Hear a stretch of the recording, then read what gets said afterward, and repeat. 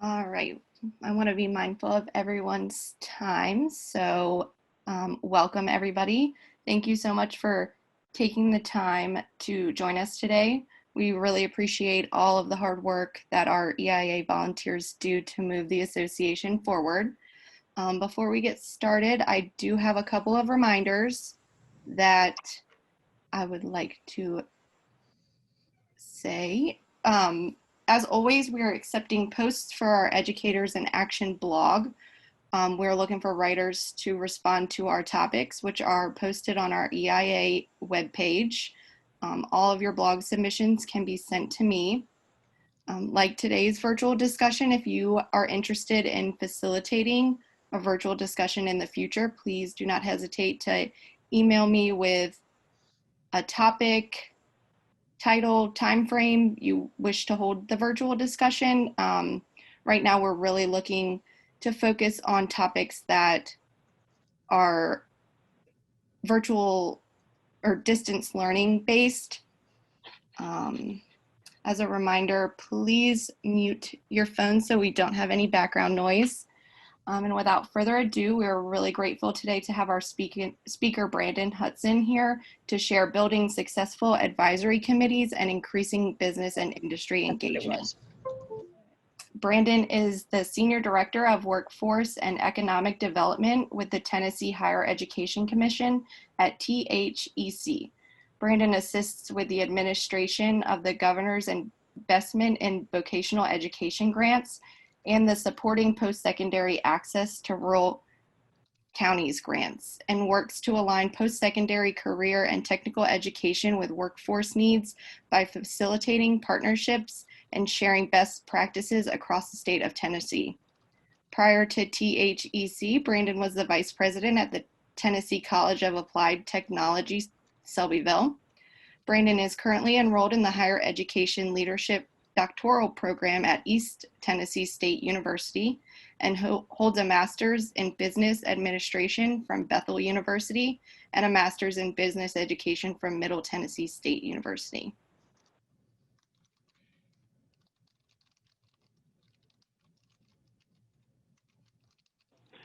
Yeah, thank you, Dominique, and I appreciate everybody having me here today and joining me today. Can everybody see my screen okay, Dominique, or can you see that? Yep, we can see it. Okay, great. Thank you. Well, as Dominique said earlier, I'm Brandon Hudson. I'm the Senior Director of Workforce and Economic Development with the Tennessee Higher Education Commission. And again, I really appreciate you all joining me, giving up some of your Friday today and joining me to talk through this topic. Obviously, this looks a little bit different now than it ever has before because of COVID-19 and the resulting pandemic and all the other challenges that you all are all facing. But want to kind of focus on just building the relationships and what really an advisory committee is.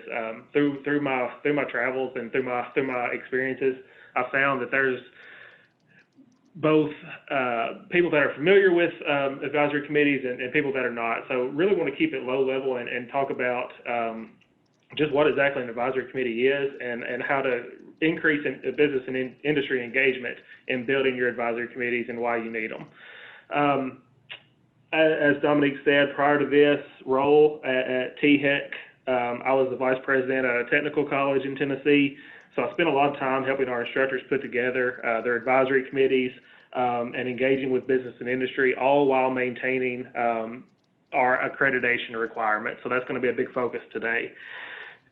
I'm not by no means am I the utmost authority in this. I'm not an expert in it. We have a lot of very talented career and technical educators on the line today who are just as well versed in this topic as I am. So you're not going to hear anything earth-shattering today. You've probably heard all of this before, but I really want to keep some key things in mind while we're working with an advisory committee, and also I want us to be able to share best practices with each other because even though I'm not at a campus anymore, I still interact with campuses on a daily basis, and I want to be able to serve as a resource for them. So you're going to be helping me build my networking and resource base to hopefully share with our campuses across the state.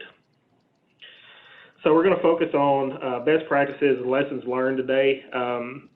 please utilize the chat box. I think I can't see it right now because the way I have my screen shared, but I want us towards the end. I would suggest utilizing the chat box to kind of input some of your best practices learned, and then also towards the end, hopefully we'll be able to open it up and share best practices verbally as well as in the chat box, whatever works best for you all. So again, thank you so much for joining me today. I'm going to be mindful of your time. Nobody wants to hear me talk for an hour. If you don't believe me, ask my wife. And so we will we'll get started, and then hopefully we'll be able to connect and learn from each other towards the end. So we'll go ahead and get started. Let's do it. So the agenda, what I'm going to go over just briefly, what is an advisory committee? Why do you need one? Who should be members of your advisory committee? And probably more importantly, who should not be? How often should they meet? When and where should they meet? What else should you discuss in your advisory committee meetings? How should you engage business and industry? What does that engagement look like? And then I'm going to talk about probably my main initiative as at THEC is the governor's investment in vocational education. And then we'll hopefully share out. So hopefully that sounds good to everybody, and we'll go ahead and get started. Again, what is an advisory committee? So the Council on Occupational Education, which I'm more familiar with than other accrediting bodies, the Council on Occupational Education, they are the accrediting body of all 26 of the 27 Tennessee Colleges of Applied Technology. So again, that is what I'm more familiar with. They define two types of advisory committees. One is an institutional and one is programmatic or occupational. Institutional advisory committees provide insight and community involvement in maintaining a relevant mission for the institution. In more layman's terms, they meet with campus leadership and help guide the entire institution in meeting the occupational needs of the community at large. So they meet with your technical college president, they meet with your CTE director, and they kind of guide the path and the mission of the entire organization of the institution. Programmatic or occupational advisory committees, the COE definition is they ensure that desirable, relevant, and current practices of each occupation are being taught. Again, and I like to keep everything pretty simple. Essentially, what programmatic advisory committees do is help ensure that programs are meeting the needs of the local business and industry and other stakeholders while keeping student success in mind. So are you teaching what needs to be taught? Are you preparing our students and future employees for jobs in our facilities? Hopefully everybody agrees with those definitions of two types of advisory committees, and again, we'll kind of be able to share out towards the end. So feel free to put in the box if you agree with them, if you don't agree with them, and then we'll kind of discuss it towards the end. Next is, why do you need an advisory committee? Why are they important? So advisory committees can help you with your accountability. Kind of what I briefly mentioned a second ago. Curriculum and instructional delivery review. Are you teaching what needs to be taught? Does your curriculum match up to our industry's needs? Instructional delivery review. Are you giving our students the hands-on practice that they need, or are you having them sit in a classroom at a technical college for 6 hours a day is how we operate in Tennessee. Are you having them sit in a classroom for 5 hours and only getting those hands-on skills for 1? That's not ideal. I think any advisory committee would tell you that, or any CTE instructor would tell you that. That's not an ideal situation. So they review your instructional delivery and your curriculum to let you know whether or not you're providing the outcomes that they need. Are you ensuring that what you are teaching and offering are relevant to the needs of your stakeholders? Does the way we're training students fit with the needs of the industries in the area? Then the very important question is, are they prepared to enter your workforce? Once they walk through that door, are they ready or are they not ready? How can I make them more ready? Those are the types of questions that needs to be asked. They can also review your equipment. Ask them, are we training on comparable equipment to what they're going to see in your facility? Has the technology passed us by? Are we operating on machines that are equipment that you haven't used in 20 years? They need to be able to review your equipment, and then that's how you can justify, hopefully, some purchases to your administration, or solicit some donations. Hey, we can't prepare our students if we can't train them correctly. How about, is there any possible way that you can help us get with this new piece of equipment that will help prepare them better? You also need an advisory committee because some accreditation and or federal and state requirements require you to do so. So again, I'm most familiar with the Council on Occupational Education, but advisory committees are the #1 item that institutions and programs get dinged for during COE accreditation visits.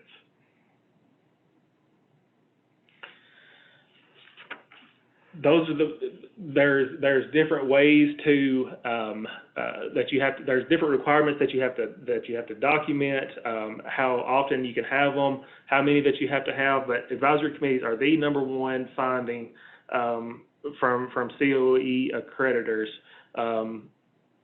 during their accreditation visits. So it's imperative, no matter who your accrediting body is or who your governing body is, that you follow the rules and policies that are in place.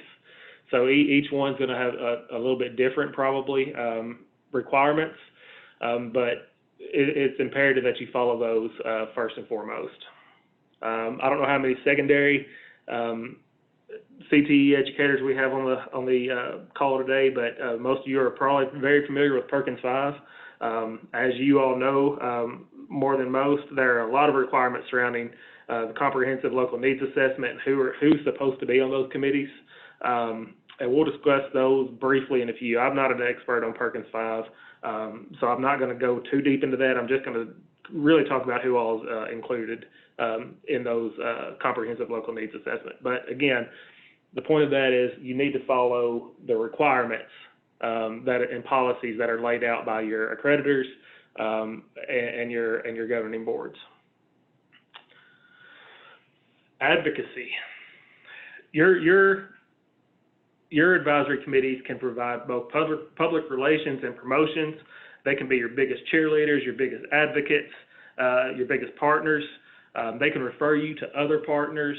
They can, a lot of business and industry have the ears of local elected officials, so they can be your biggest advocates, and that's how you can utilize them. But also the opposite is true as well. So if they're not seeing what they like from your program, they could be sometimes your biggest downfall as well. Hopefully it doesn't get to that. But perception is reality and word travels fast, as you all know. So positive word of mouth is usually your best recruitment. Hopefully your advisory committee is not out bad-mouthing you, but a positive relationship with your advisory committee, working to meet their needs and their suggestions, which we'll get into in a little bit, goes a long way in helping them be your advocate and advocate for you. They can provide expertise and communication. Advisory committees can provide expertise and serve as a sounding board for your faculty members. Under COE requirements especially, faculty are required to document communication to business and industry so that your advisory committee can help fill that need as well. Instructors are asked to do a lot, so advisory committee members can provide valuable insight and updates on the trends and current trends of industry, and I'll get into that in just a second. Faculty success, job placement opportunities. Again, under COE, which is Council on Occupational Education, programs must maintain a 70% job placement rate. So advisory committee members and their networks often serve as great avenues for job placements. They can also provide externship opportunities and professional development opportunities for the faculty members. Faculty have to stay up to date in their field. Like I said earlier, Tennessee College of Applied Technology faculty members are in class, in session for 6 hours a day. That leaves very little time to get out to industry to see the current needs and or the current trends and the new equipment and things like that, and to receive professional development for them. But if they have an existing relationship with their advisory committee members, that may kind of ease that pain and ease that burden, so they know where to go to get that professional development. I think of automotive industry as an example. The innovations that vehicles have seen over the past years is mind-boggling. Everybody knows that. My first car was a 1988 Toyota Corolla. Let's just say it did not include all the bells and whistles. And my current car, weirdly enough, is a more current Toyota Corolla because I have to travel quite a bit. And it's just the way that they have changed over the years is very eye-opening. And then you add in like the really cool cars like the hybrids and the Teslas and things like that. And I often wonder how automotive instructors can stay current without the relationship and the partnership with their advisory committee partners and with their business and industry partners. They have to gain that experience and insight on how to perform maintenance on those newer vehicles from somewhere, and their advisory committee is a good avenue to gain that. Also, under faculty success, we talked earlier, equipment and monetary donations. Those are a great place to not necessarily hit up your advisory committee members, but look for suggestions. Hey, my equipment's out of date. You've told me this in our meetings. How can I get up to date? Is there anything that you can help me with? Can you match? Can you make a monetary donation? Can you match what our school's able to provide in order to help me train these students a little bit better? Next, you have student success. Again, job placement opportunities, career awareness and exploration, and mentorship opportunities for your students. Advisory committee members can help inform students about different occupations and avenues into the trade. A personal connection can be made quite a bit of those times, and then they can have a mentor. Students, I don't have children, but I know how it was when I was a teacher. Sometimes when I would tell students something, it would go in one ear and out the other. But if I had a guest speaker come in, or if they heard it from somebody other than me or their parents, it held a lot more weight. There's another opportunity for advisory committee members to have an impact, not just at a meeting, but with your students as well. Let's see here. Who should be the members of your advisory committee? So again, each accrediting body or governing body may have specific requirements that you have to adhere to. But for COE, and these are good rules of thumb anyway, as long as you're meeting your accrediting requirements, but no less than 3 external stakeholders for your institutional advisory committee, no financial interest in the institution, not a family member of an employee. I would not put my mother on my advisory committee. In her eyes, I can do no wrong, so she would not necessarily steer me the way that I would need to go. So eliminate conflicts of interest. Knowledge. You need people that are knowledgeable in occupational education, not necessarily people that think they are knowledgeable on occupational education, but people that are actually knowledgeable on the needs of the industry, and also how they need some knowledge on how career and technical education works. They also need knowledge on the employment needs of the community. Your programmatic, let me back up. I would always recommend, if you're at a technical college or a community college, I would recommend having a local CTE director or principal on your post-secondary committee, just so you have that connection with your secondary counterparts, and vice versa. If you're at a secondary school, I would have a technical college administrator, community college administrator that focuses on career and technical education. I would have them as part of my institutional advisory committee. Again, under some accrediting bodies and some certain requirements, they may not count as a full-fledged member just because of some of the requirements of each accreditor, but they can provide valuable insight to your offerings. As far as programmatic, Again, a minimum of 3 external stakeholders with expertise in the program area. Keyword there, expertise. You need people that represent each service area covered by the program or the institution. Diverse representation of local business and industry, and then also diverse representation of local demographics. You need to have a diverse group of people coming in to provide insight to you, and that kind of goes really well with the Perkins requirements for Perkins 5 and the comprehensive local needs assessment. So that review committee should be made up of secondary CTE teachers, counselors, and administrators, post-secondary CTE faculty and administrators, state and local workforce development boards, and local business and industry, parents of students, representatives from special populations, representatives of agencies serving out-of-school youth, homeless youth, and at-risk youth, and representatives of Indian tribes and tribal organizations. Some of those obviously are maybe more difficult to connect with, depending on where you are in the state or the country, but they're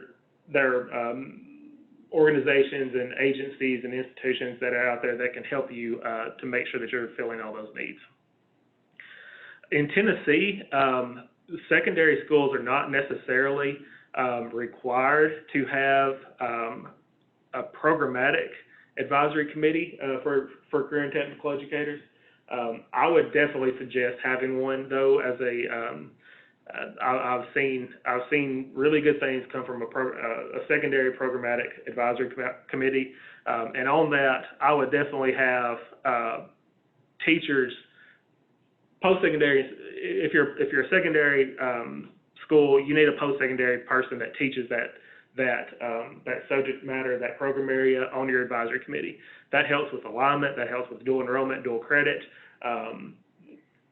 And if you're a post-secondary faculty member, I would encourage you to have a secondary faculty member on your advisory committee. Again, they may not count to your 3 that you're required to have for COE or for your other bodies, but they can provide a lot of insight, and ultimately they build that relationship and that partnership that you need between secondary and post-secondary schools. If the secondary school does not want to have a programmatic advisory committee, I would recommend partnering, or at least being in partnership with the post-secondary institution and attending their meetings. That way you're hearing the voice of business and industry and making sure that you are gathering their feedback for your curriculum as well. How often, let's go back, sorry, I'm going to go back quickly to who should not be included on an advisory committee. So people without expertise in the area, so a business owner may not have the expertise in the area that you need input on. Human resources may not have the expertise on the programmatic area that you need feedback on. Salespeople, same thing. So you need people with expertise. So for advisory committee, maybe not necessarily a human resources person or a business owner, but the person who's over the industrial maintenance people at the local business. So Nissan is a big partner for some of our technical colleges in Tennessee. So we wouldn't necessarily have their CEO or COO or one of their C-suite people on our institute or on our programmatic advisory committees. We would have their industrial maintenance technician lead on our advisory committee, because he or she could have told us exactly what we needed to teach and what they needed as an organization. So people with conflict of interest should not be on your advisory committee. Again, no family members, nobody with financial interest in the institution. You don't want more than one member from the same company. You can have them, but that does not count towards anything over the first one does not count towards your 3 that you have to have for COE purposes. You don't want too many you don't want a retired individual on your programmatic, especially advisory committee, just because depending on when they retired, they may the technology and some of the needs of the organization may not be the same as they were when they were working. And then current students definitely do not need to be a part of the advisory committee, just because I think that one's obvious. They may not know the needs of the industry in which they're trying to work.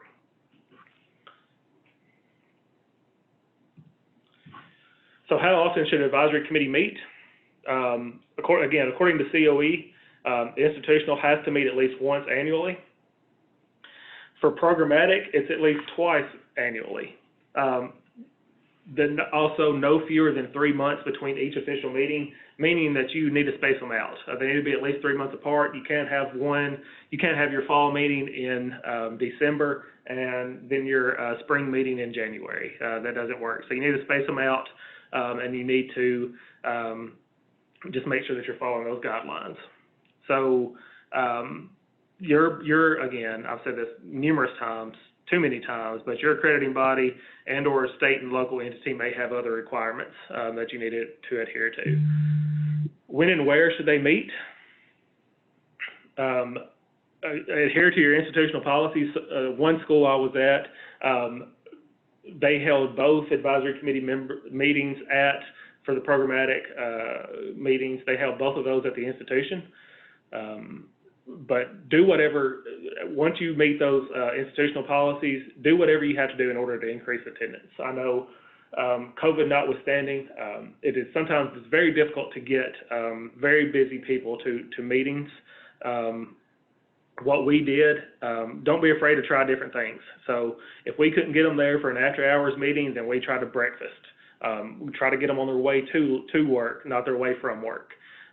We invited them to lunch. Sometimes they needed a break from work, and that worked out well. So as long as you're meeting your institutional policies, do whatever increases attendance. When in doubt, provide food.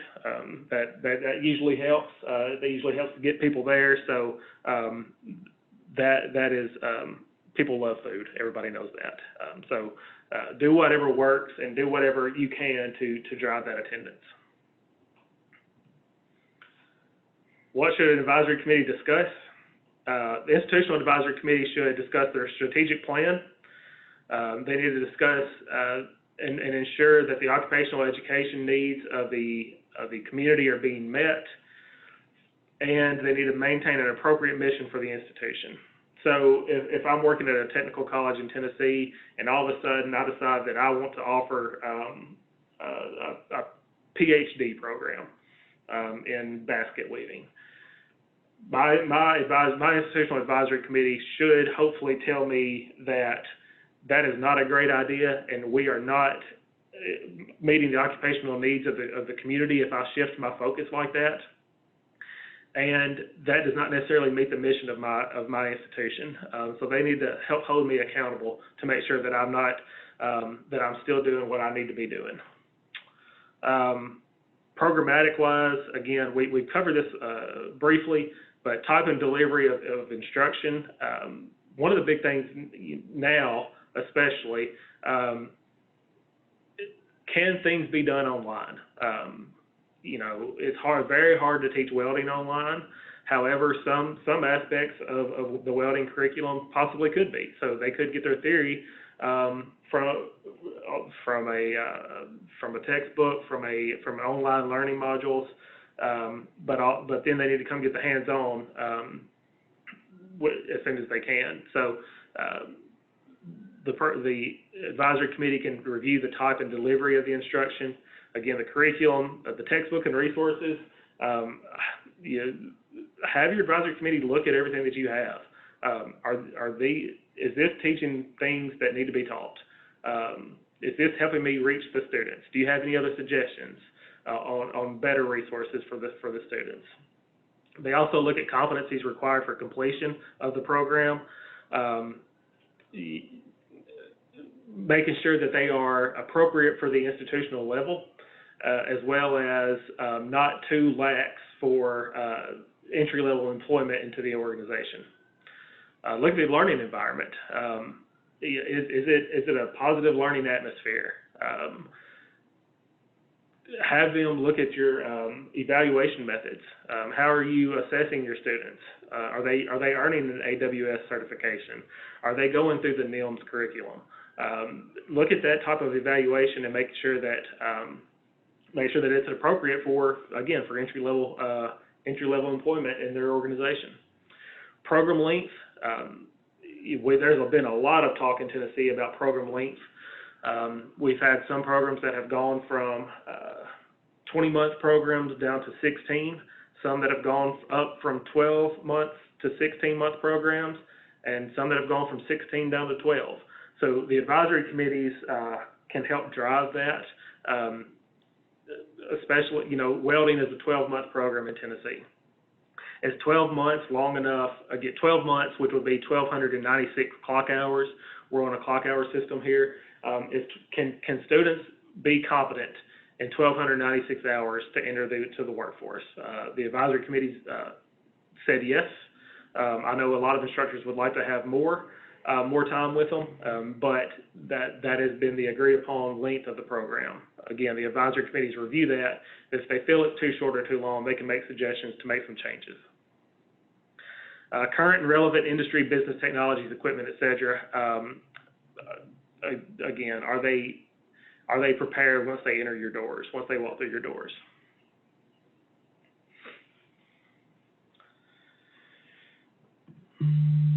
How should you engage business and industry? The first step is to know your ask. That is, approach them knowing exactly what your ask is. Knowing exactly what you want to get from the conversation. Don't just say, "Hey, Brandon, want you to be more involved with the program? Really looking forward to working with you," and then walking away. That's not a good ask. More like, "Hey, Brandon, I would like for you to serve on our Industrial Maintenance Advisory Committee. We meet twice a year for no more than an hour at a time. I'm going to feed you breakfast or lunch. Your input will help shape our curriculum and prepare students in your industry for entry into the workforce." Be specific about what your ask is. Also, you need to know your value. You know, as an instructor or a school administrator, how valuable your school and your program is to the economic and workforce development of your area. Don't be afraid to share that with people. For example, come prepared with numbers. Our industrial maintenance program has a 95% placement rate, and our students pass the FANUC robot certification exam at 88%. I know how reliable or how much you rely on FANUC robots at your facility. We would love to get to showcase some of our students, so you can hopefully hire them upon completion of the program.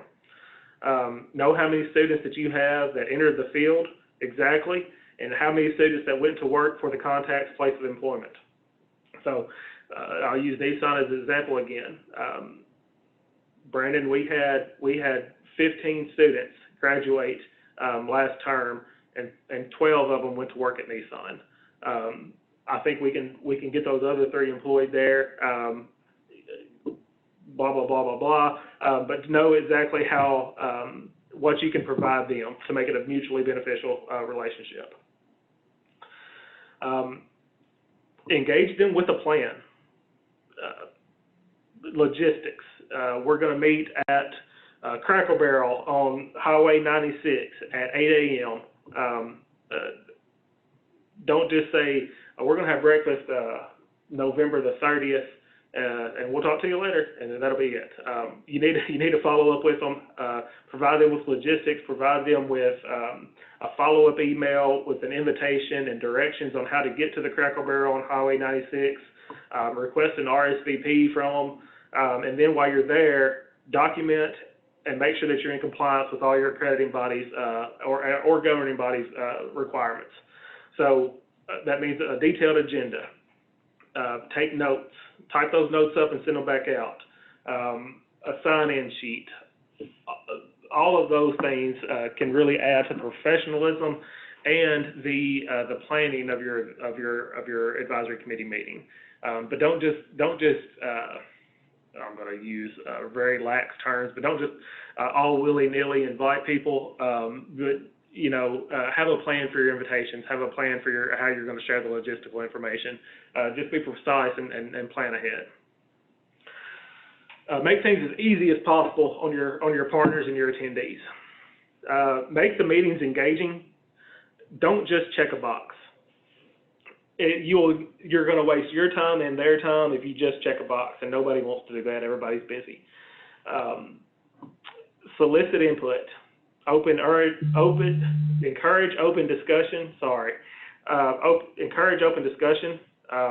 Again, don't waste their time. Come in with an open mind. Be willing to get your feelings hurt a little bit.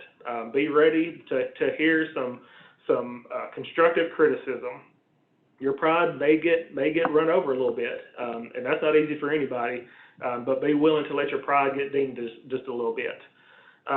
Ask people to be on your committee that you may not necessarily like, or agree with, but that they will be beneficial to your students, because nobody's in career and technical education or education for the money. Everybody's in there for a reason. Most of those reasons are for the students, or to better the trade in general. So be willing to get your feelings hurt just a little bit. Remember what your main goal is: making your program better, getting students placed, helping students out, developing the workforce and the economic development of your city, state, region, nation. I've seen this quite a bit. Don't just load the committee with people that you went to school with, or load them with your friends in the industry. Don't just load it up with your recently graduated students. That's not going to really get you anything. Put people on there that will push back and not just give in to the status quo. Put people on there that will make you think and rethink what you're doing. You don't have to take everybody's comments and consideration to heart necessarily, and we'll get into that in just a second, but you really want to, if you know the feedback is bad, you don't have to listen to it, or you don't have to implement it, I should say, but be willing to at least listen. And ensure the relationship is mutually beneficial. This goes back to knowing your value. You're providing them just as much as they're providing you. They're busy, but so are instructors. You're providing them. They're giving up some time to be with you and provide input to your program.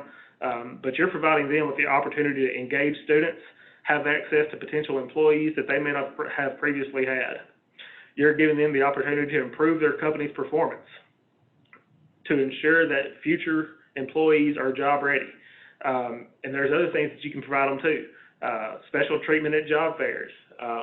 If they're looking for an intern or a co-op student, you can provide one for them. And then also food, obviously. Like I said earlier, provide them food. That's a great way to build that relationship and to ensuring that relationship is mutually beneficial. So what does business and industry engagement look like? We've talked about advisory committees quite a bit, but also business and industry partners and your advisory committee members can provide work-based learning experiences, guest speakers, like I was talking about earlier, your career and technical student organization judges and support.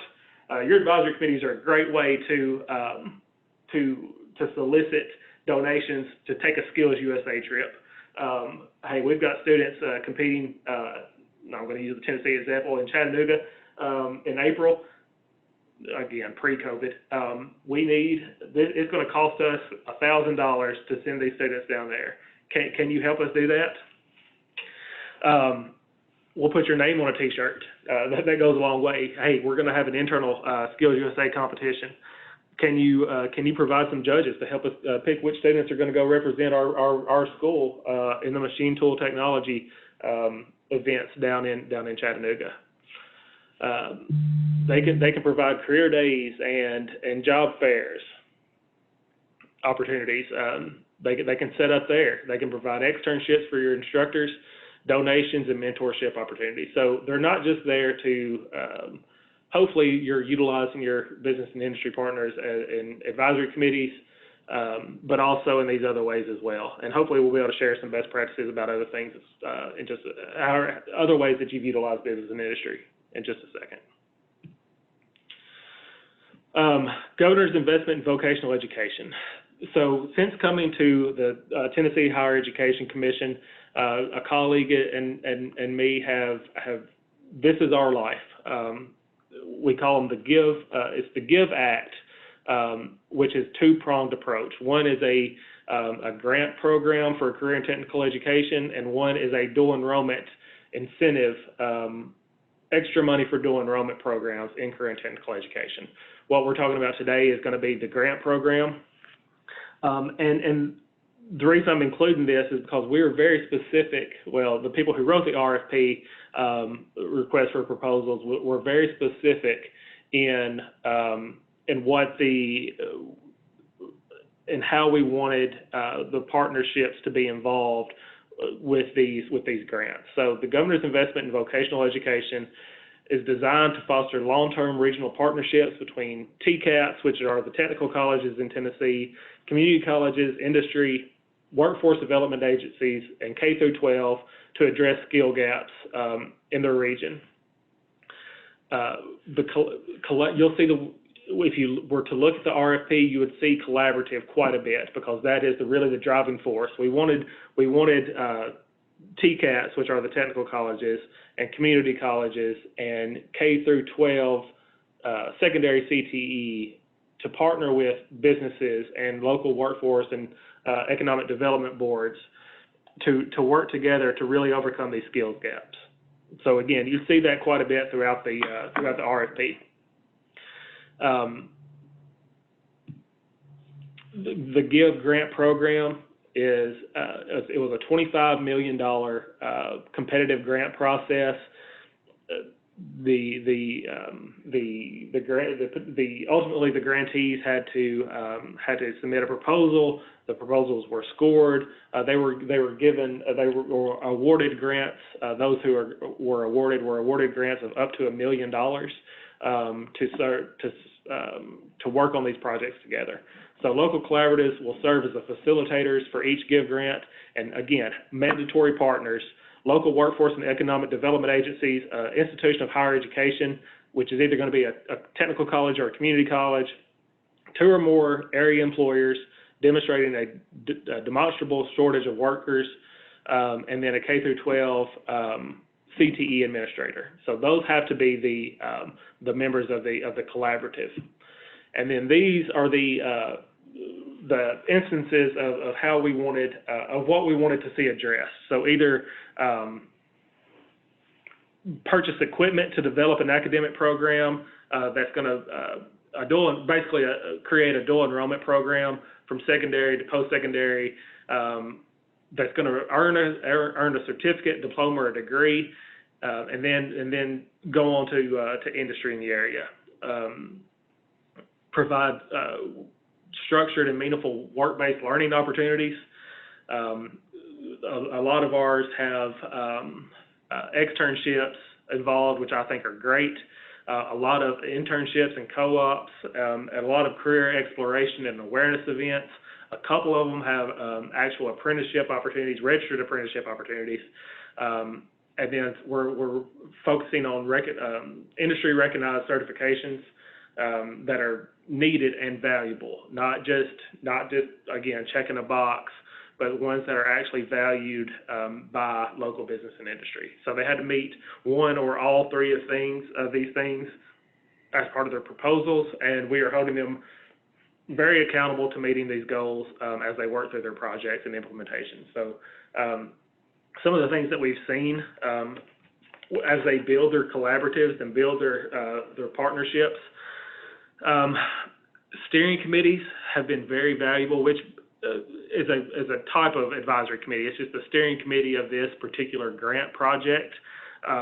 Obviously, with COVID, they've not been able to meet as much as they would like, but the good grantees are the ones that have been so successful so far have overcome that by obviously Zoom meetings, virtual meetings and phone calls and other communication. They didn't use COVID as an excuse. They continued to communicate with their partners. Some of the things that that we've seen that have hindered some of the implementations, they have too many partners. So they're trying to make too many people happy, and trying to accomplish too many things that it's very hard for a grant manager to accomplish.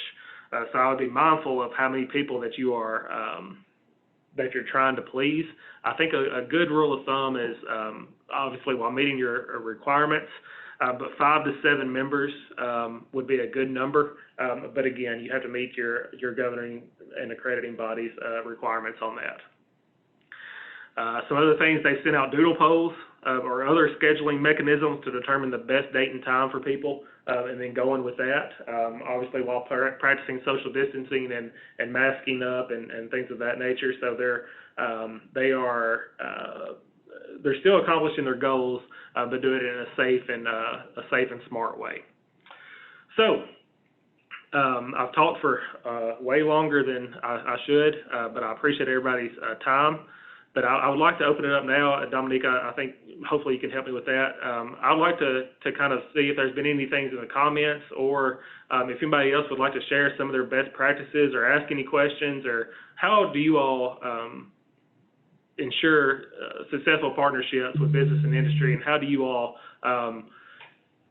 all work with your advisory committees? So I'll just open it up.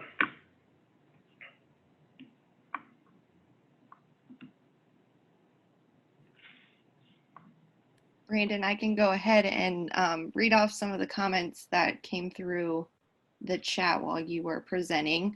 Diane Walker said that in California, they are encouraged to include student voice through, oops, sorry, my chat just disappeared. They're encouraged to include student voice in their advisory committees as they are the ones going through the programs. And then Connie said, thank you for talking about the give back to business and industry in this relationship. So no questions, but just some good comments. Yeah, I think it's great to have a student member as well. For COE purposes, they don't necessarily, again, that's on the post-secondary side, they don't necessarily count as one of your approved members. But no, you're absolutely right. It's great to have that student feedback. No, I think that's a great idea. Can anybody share any best practices that they found? It's okay if you don't. I know it's almost 3 o'clock here on a Friday.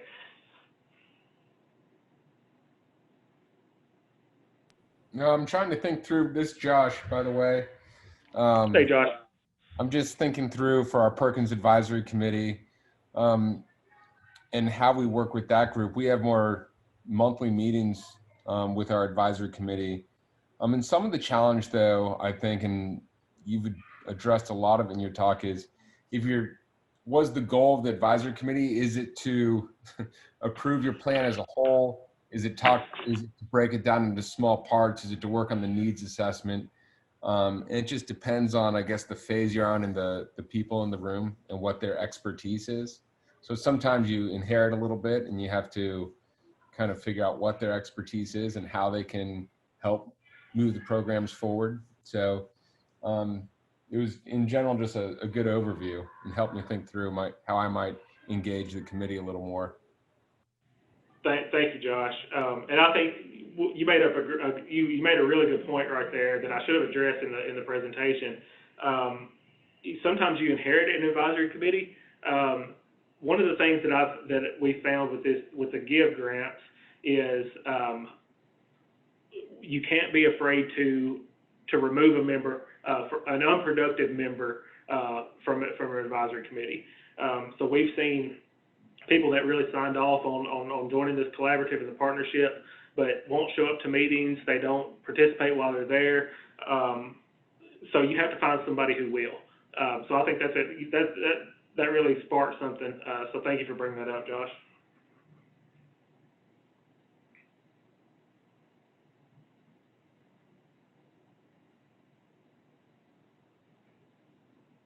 Oh wow, they engage in the grading of the practical portion of the technical assessments.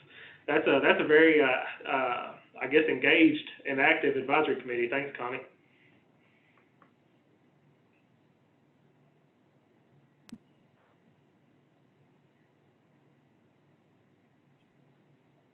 All right. Do we have any more questions or comments that you wanted to share with Brandon?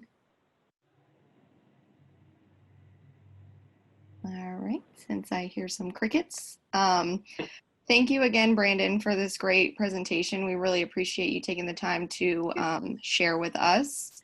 As a reminder to everybody, please be sure to participate in our blog and feel free to send me any future virtual discussion topics. We really appreciate you joining today and have a great weekend. Thank you, everybody. Thank you all. Have a great weekend. Thanks, Brandon.